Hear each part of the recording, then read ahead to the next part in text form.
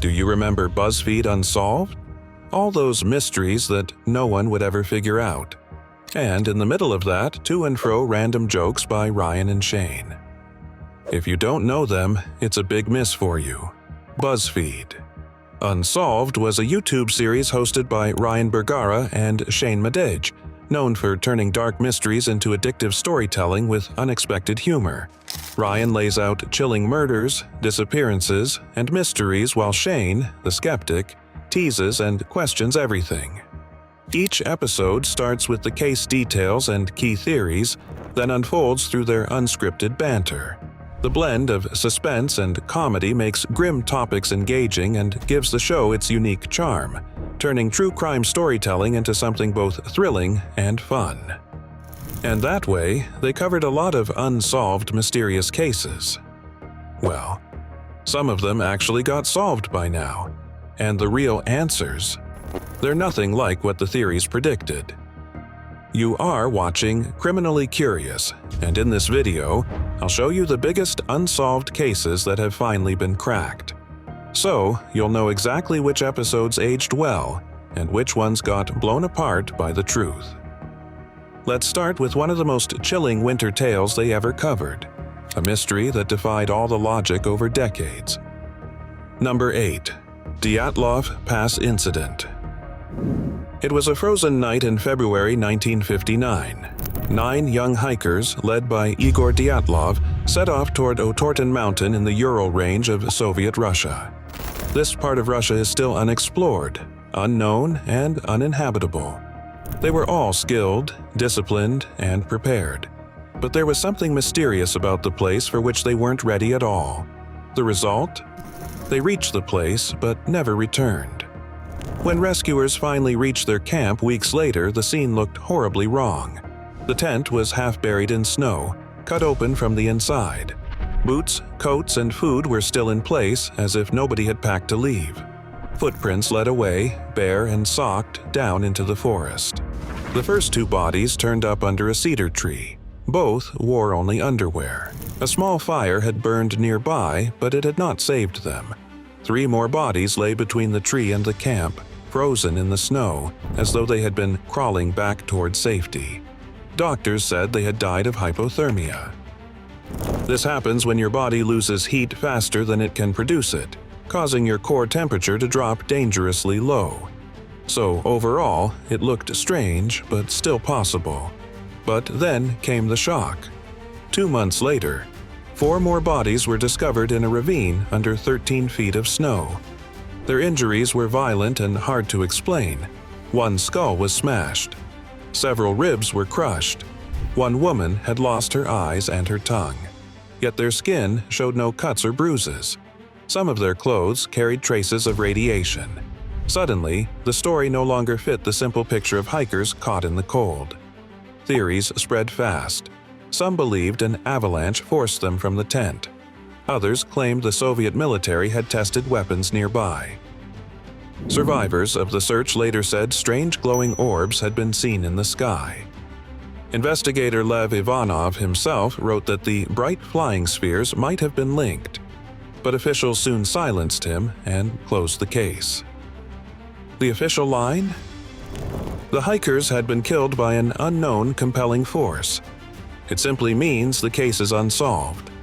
For 60 years, the mystery lived on.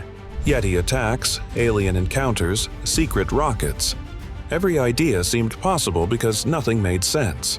But then, in 2021, 2 Swiss scientists tried something different. They built a computer model to test the avalanche theory. To make it accurate, they even borrowed snow simulation code from Disney's Frozen. And their findings were chilling. When the hikers cut into the slope to pitch their tent, they destabilized the snow. Add the fierce, heavy winds of the Ural Mountains, and a compact block of snow slid down hours later. It was not a sweeping avalanche, but a slab. Small, dense, and deadly.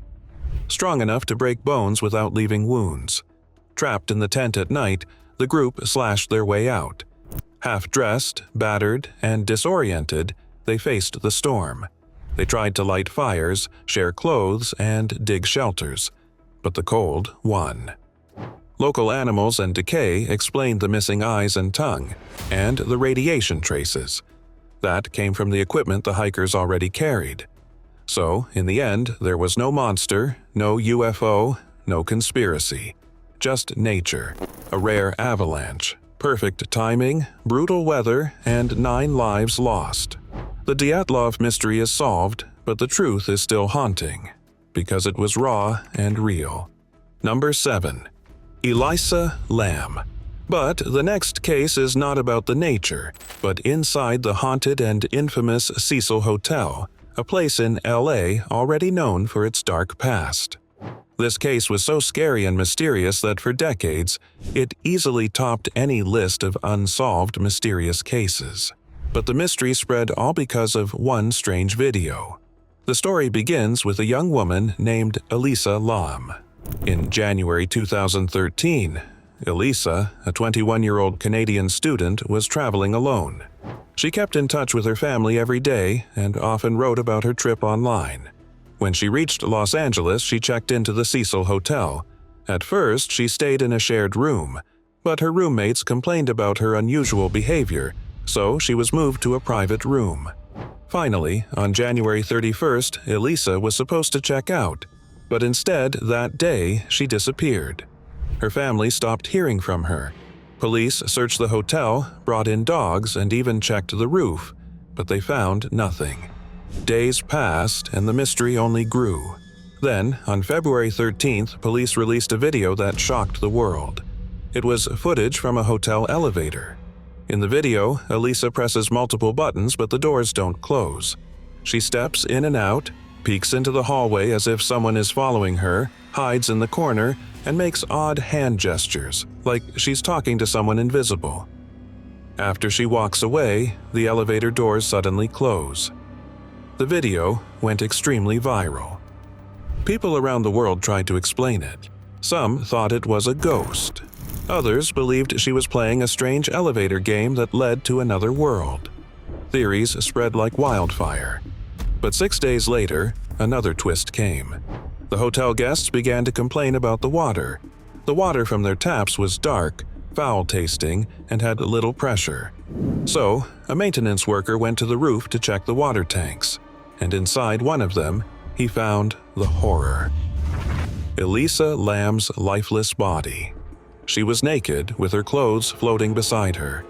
This discovery raised more questions. Because the roof was supposed to be locked and alarmed, the tanks were heavy and hard to reach. So, how could she have gotten inside on her own? Many believed she must have been killed, but the autopsy told a different story. There were no signs of drugs, no evidence of assault, no trauma. The cause of death was accidental drowning. Elisa also had bipolar disorder, and her family revealed that when she skipped her medication, she sometimes suffered hallucinations and paranoia.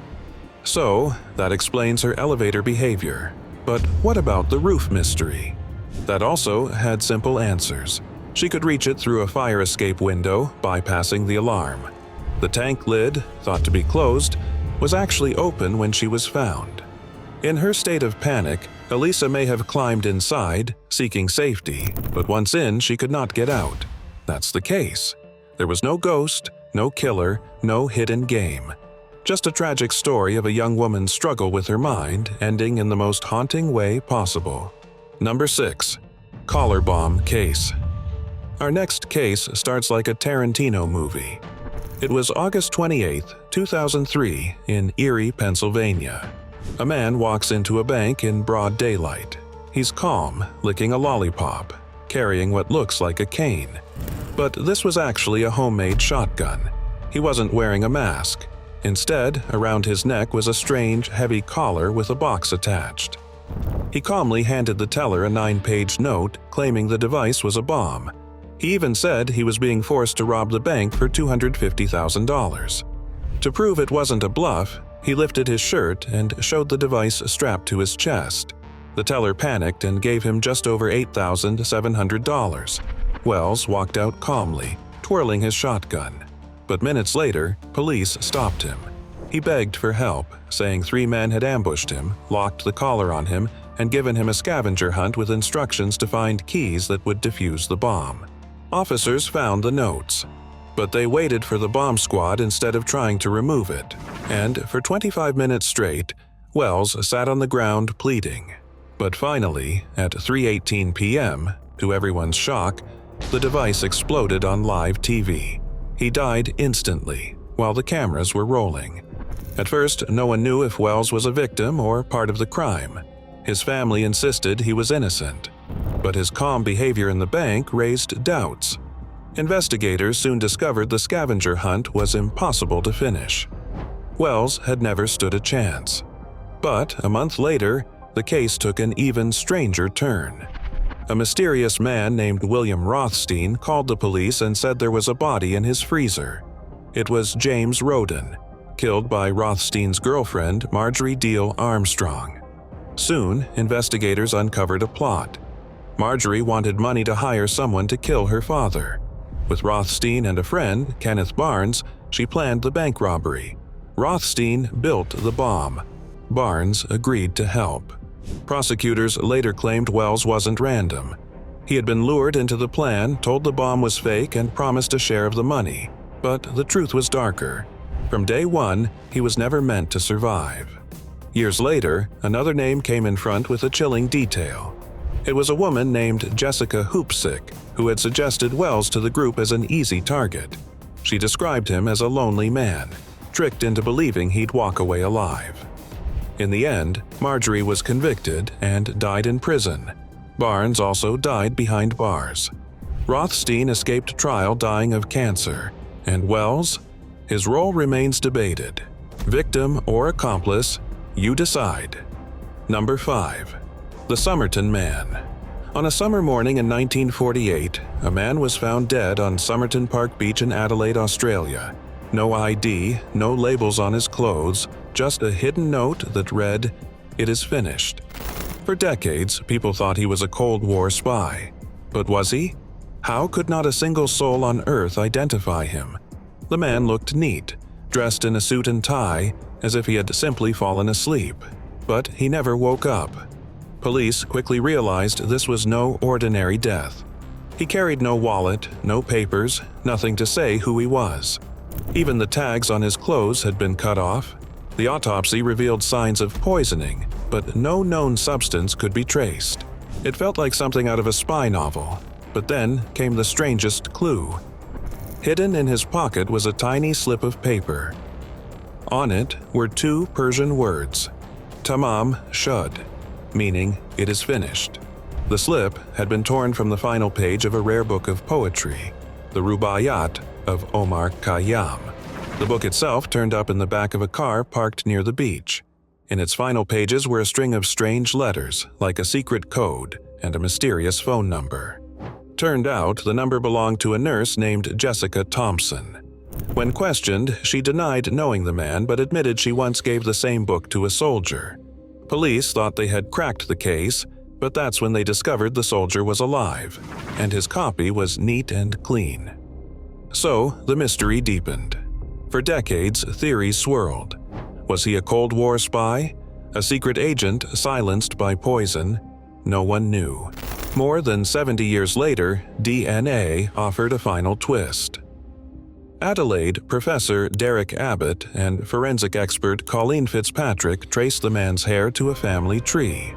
And in 2022, the truth came out. The Somerton Man was not a spy at all. He was Carl Webb, an electrical engineer from Melbourne.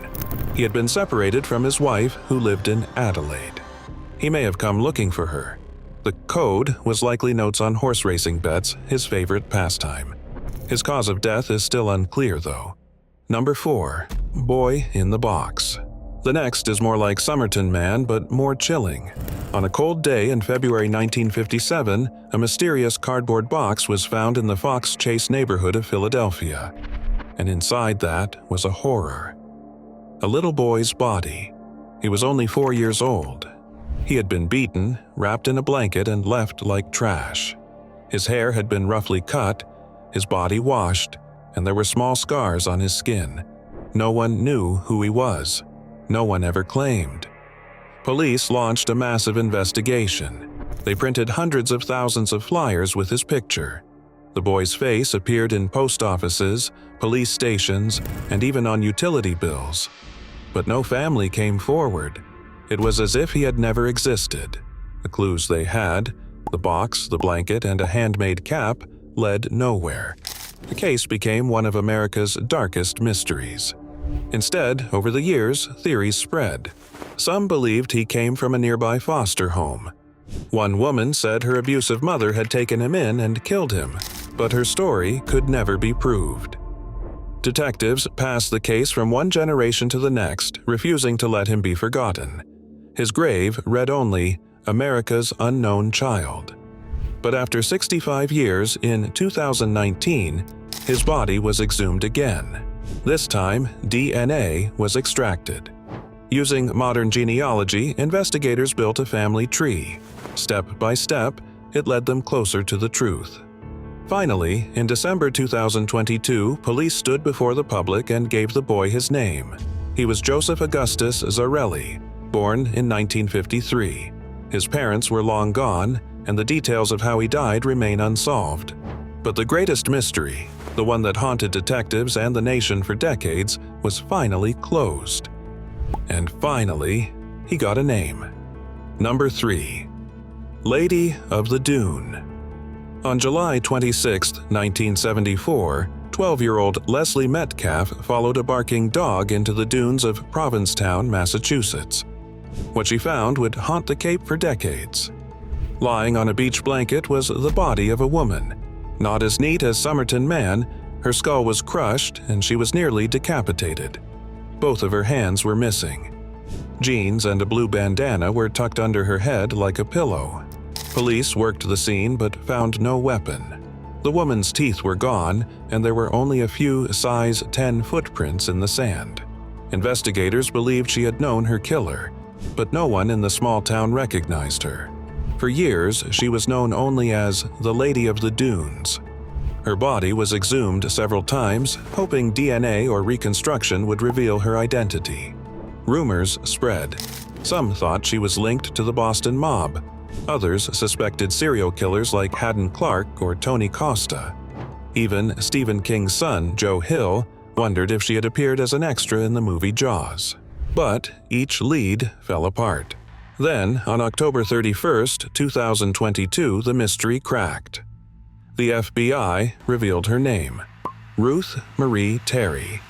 She was a woman from Tennessee who had recently married a man named Guy Rockwell Moldavan. And that detail changed the spotlight. Moldavan had a dark past. In the 1950s and 60s, he had been tied to multiple disappearances and deaths, including his own wife and stepdaughter. Remains were once found in his septic tank, but he always slipped away from charges. When Ruth went missing after their honeymoon, he returned alone in her car. He told people she had died, but never explained how. After that, Moldavan lived quietly for decades, retiring in California and dying in 2002 without punishment. But in August 2023, police finally named him as Ruth's killer. The Lady of the Dunes was no longer nameless. The mystery had lasted nearly 50 years, but at last, the truth was revealed. Number 2. Tupac Shakur. Tupac Shakur was an American rapper and actor. His story begins on the night of September 7, 1996. He was riding down the Las Vegas Strip with Marion Suge Knight when a car pulled up beside them. Shots were fired. Shuggy was hit by fragments, but Tupac was hit by 4 bullets. And 6 days later, at only 25 years old, he was dead. But who really killed him? Initially, Orlando Baby Lane Anderson, who was a member of the Crips, was named as the main suspect. But he denied all the charges, and he was never charged. What's striking was that 2 years later, Anderson himself was killed in a gang shootout. But then, the trail went cold.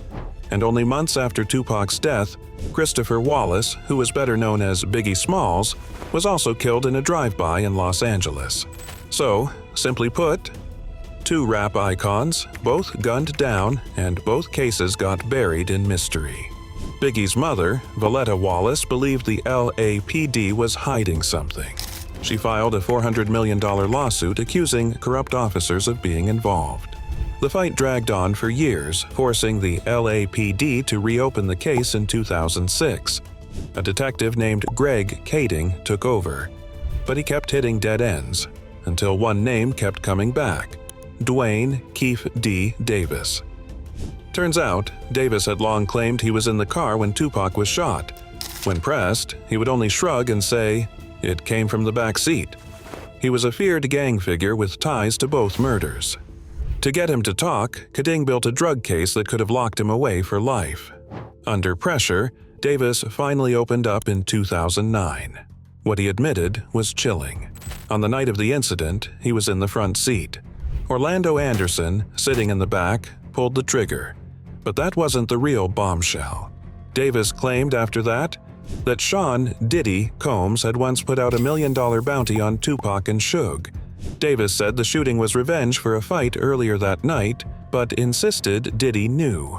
Later, Diddy denied it, but suspicion never faded. Nearly 27 years later, on September 29, 2023, the case came full circle.